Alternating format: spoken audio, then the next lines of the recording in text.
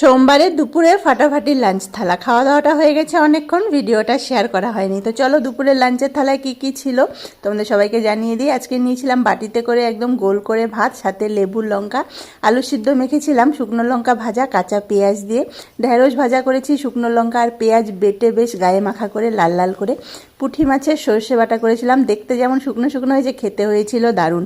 আর ছিল গাঠি কচু দিয়ে আলু দিয়ে রুই মাছের একদম লাল লাল ঝোল, শেষ পাতে ছিল আম। সব মিলিয়ে দুপুরে খাওয়া দাওয়াটা কিন্তু খুব সুন্দর হয়েছিল। আর মাঝে মধ্যে না এরকম মানে মাছের ঝোল এরকম কচু টচু দিয়ে খেতে ভালো লাগে, খুব কম কচুটা খাওয়া হয়, অনেকদিন পরে আজকে কচু দিয়ে মাছের ঝোল হয়েছিল, খেতে কিন্তু দারুণ হয়েছিল। বরমশাই আলু খাওয়া একদমই কমিয়ে দিয়েছে, তাই আলুগুলো আর খাইনি, আলুগুলো আমাকে খেতে হয়েছে, ও খালি কচু আর মাছের ঝোলটাই খেয়েছে। ঝোলের কালারটা দারুণ লাগছে না?